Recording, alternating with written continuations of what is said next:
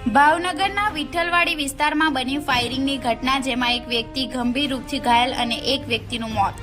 ભાવનગરના વિઠ્ઠલવાડી વિસ્તારમાં 3 માળિયા પાસે 2 સગાભાઈ પર અજાણ્યા શખ્સો દ્વારા 4 રાઉન્ડ ફાયરિંગ કરવામાં આવ્યું, જેમાં ઋતુરાજસિંહ ઝાલા ગંભીર રીતે ઘાયલ થયા હતા, જેને તાત્કાલિક ધોરણે ભાવનગરની સિવિલ હોસ્પિટલ ખાતે ખસેડવામાં આવ્યા, જ્યાં તેની હાલત ગંભીર હોવાનું જાણવા મળ્યું। જ્યારે બીજા ભાઈ કુલદીપસિંહ ઝાલાનું ઘટના સ્થળ પર જ મોત થયું છે। આ હુમલો કોણે કર્યો, શું કામ કર્યો તે હજી સુધી જાણવા મળ્યું નથી। ઘટનાની જાણ થતાં જ પોલીસનો મોટો કાફલો ઘટના સ્થળે પહોંચી ગયો હતો।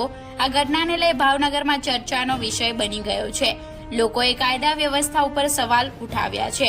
Reporter Anwar Laxmidhar, Gujarat crime news, Bhavnagar.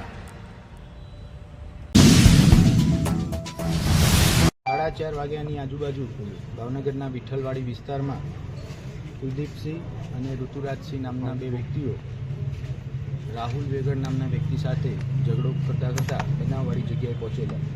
બનાવવાળી જગ્યાએ આ ઝઘડામાં રાહુલ વેગડના મામા રાજુ વેગડ પણ અંદર આવેલા।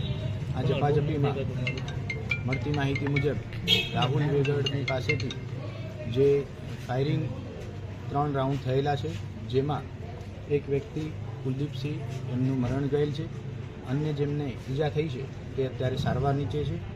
ઝઘડાનું કારણ શું છે એ શોધી અને આરોપી શોધવાની પોલીસ હાલ તજવીજ કરી રહી છે।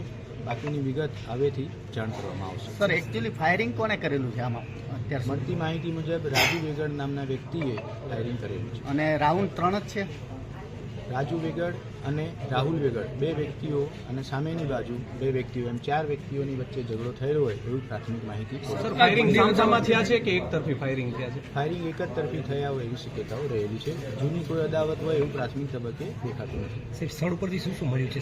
સ્થળ ઉપરથી 3 ખાલી રાઉન્ડ કાર્ટેજ મળેલા છે હાલ। સાહેબ, ઝઘડાનું કારણ સામે આવ્યું છે? કારણ હજી સુધી પ્રાથમિક તપાસમાં બહાર આવ્યું સર, આ બાજુમાં જ રહે છે, પડોશી એક જ વિસ્તારમાં આગળ પાછળ રહેતા વ્યક્તિઓ છે।